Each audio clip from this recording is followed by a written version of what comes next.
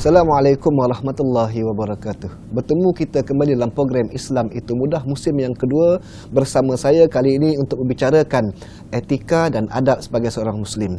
InsyaAllah pada kali ini kita akan membicarakan soal etika ketika bergurau senda dan ketika kita berbeza pendapat. Muslim-muslimat yang dikasihi sekalian, agama datang sebagai Nabi SAW sebagai petunjuk jalan untuk kita, penyuluh kepada kita, sebagai idola kepada kita, sebagai penyempurna adab dan akhlak kepada kita.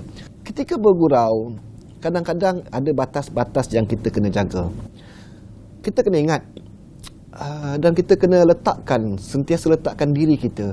Bila kita boleh bergurau dengan orang, kita kena bersiap sedia untuk menerima gurauan orang. Sebab di luar sana kadang-kadang ada watak-watak di kalangan kita yang dia bergurau dengan orang boleh, tapi bila orang bergurau dengan dia sedikit, dia naik angin. Dia mula tak boleh terima gurauan, tapi dia bergurau kasar. Bagaimana kita nak selesaikan isu-isu begini? Baik, pertama sekali, adab ketika kita bergurau. Gurauan kita tidak menyentuh nama-nama Allah, tidak menyentuh perihal Nabi SAW, tidak menyentuh perihal para sahabat Nabi Ridwanullah, tidak menyentuh sensitiviti sesama kita. Bergurau sekadarnya, bergurau jangan sampai menjelek-jelekkan. Jadi kadang-kadang gurauan kita itu akan menimbulkan bibit-bibit permusuhan dan perpecahan. Kepada siapa pun bergurau dengan nada yang lunak, dengan nada yang baik. Macam kita lah kadang-kadang dah berumah tangga ni, kita bergurau dengan isteri pun, dengan anak-anak pun dengan gurauan yang harmoni, bukan gurauan yang menyakitkan. Jadi itu satu. Yang keduanya ialah bila kita nak bergurau atau bercanda ini, hendaklah candaan kita itu, gurauan kita itu benar, bukan direka-reka. Sebab Nabi SAW dalam hadis yang diriwayatkan oleh Imam Ahmad dinilai sahih oleh Syekh Albani, menyatakan Nabi SAW mengecam. Kata Nabi SAW, celakalah bagi orang yang berbicara lalu dia berdusta dengannya, kerana hanya kerana untuk menjadikan orang ketawa dengannya. Celakalah baginya. Amaran daripada Nabi SAW. Nak bergurau elok-elok. Jangan kita nak create cerita yang bukan-bukan, yang akhirnya nanti akan menyakitkan orang lain, menyakitkan hati orang lain. Jadi berguraulah perkara-perkara yang benar, sakat bergurau. Jadi apa saja olah kita boleh olahlah macam mana gurauan pun untuk menyenangkan hati. Jadi kemudian etika, kalau kita dah bergurau tu mungkin membuatkan kita ketawa. Jadi batas ketawa pun nak kena jaga. Jangan sampai kita ketawa terbahak-bahak sampai mengganggu orang lain. Ni duduk dekat restoran, kedai makan, dia khalayak, tapi dia bergurau macam premis tu dia punya. Dia bergurau dengan kawan-kawan dia dekat McDonald contohnya. Dia rasakan McDonald tu dia punya. Kita jangan ganggu orang lain.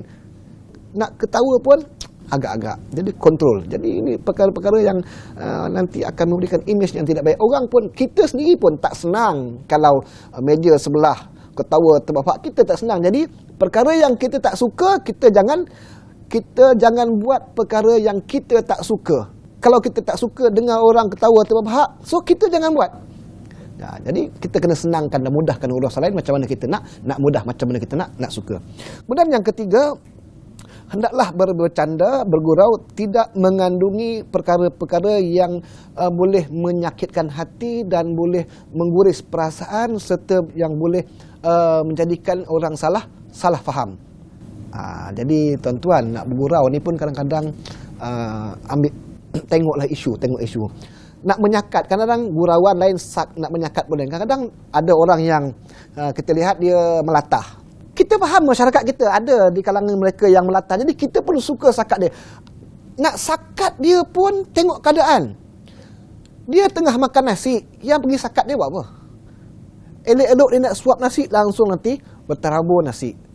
Dia buat kerja, kalau ketika dia santai-santai, dia dah ready, ya silakan. Dia sedang tekun buat kerja, jangan disakat, jangan diburau. Jadi ini benda-benda yang boleh mengundang rasa marah.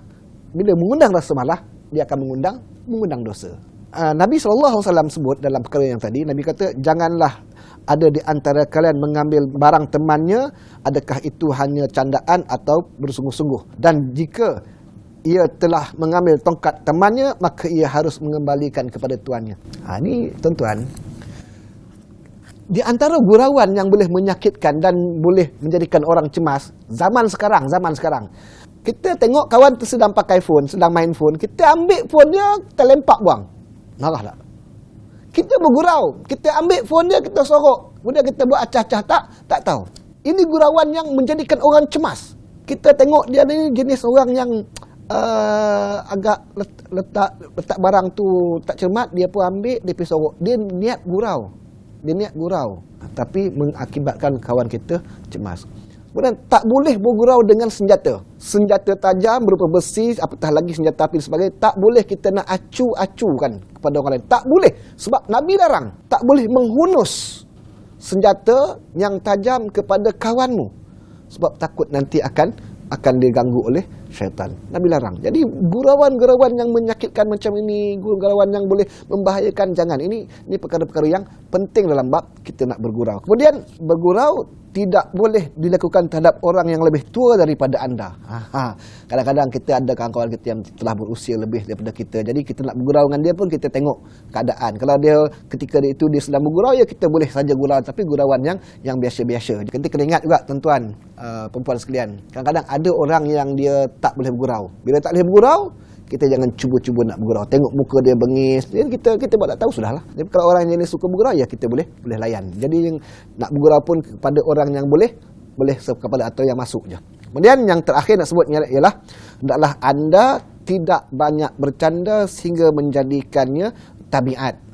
Semua perkara nak bergurau. Jadi bila nak serius?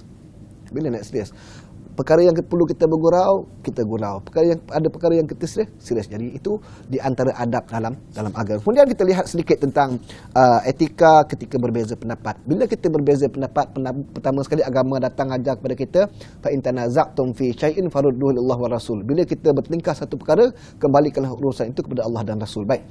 Ini memberi faham kepada kita kembali kepada perkara yang benar. Jadi sesuatu perkara bila kita berbeza pendapat, kita kembalikan urusan itu kepada mereka yang pakar, yang mahir. Soal COVID-19 ini, sama ada dia benar ataupun teori ataupun apa konspirasi dan sebagainya, kita kembalikan urusan itu kepada pemerintah, kita kembalikan urusan itu kepada mereka yang pakar di Kementerian Kesihatan. Jadi kita yang tidak pakar ini cukup untuk kita membicarakan perkara-perkara yang tak wajar untuk kita bicarakan. Kemudian kita hendaklah sentiasa berbaik sangka. Kadang-kadang berbeza pendapat ini dia tidaklah sampai mengakibatkan kita bermusuh. Berbeza pendapat, ada ketikanya kita kena sentiasa berlapang dada. Mungkin pendapat kita benar, mungkin pendapat dia benar. Tetapi apa juga panduan daripada Allah dan Rasul itu mesti benar. Cuma pendapat manusia kita boleh tolak, kita boleh terima. Jadi kita nak tolak mentah-mentah pun tak boleh. Kita kena agama datang ajar kepada kita untuk bertabayun, untuk nak mencari kebenaran itu kita kena cari sendiri. Kemudian sentiasa berusaha sebaik mungkin untuk tidak menyalahkan orang lain. Berbeza pendapat, kita rasa kita betul, kita duduk ketegak kita betul. Jadi jangan sampai ke tahap itu. Jangan kita anggap orang lain semua salah, orang lain semua tak betul, kita saja betul. No, itu satu kesilapan yang sangat besar. Ini ramai dalam masyarakat kita. Dia kira dia saja betul, orang lain semua salah. Tak.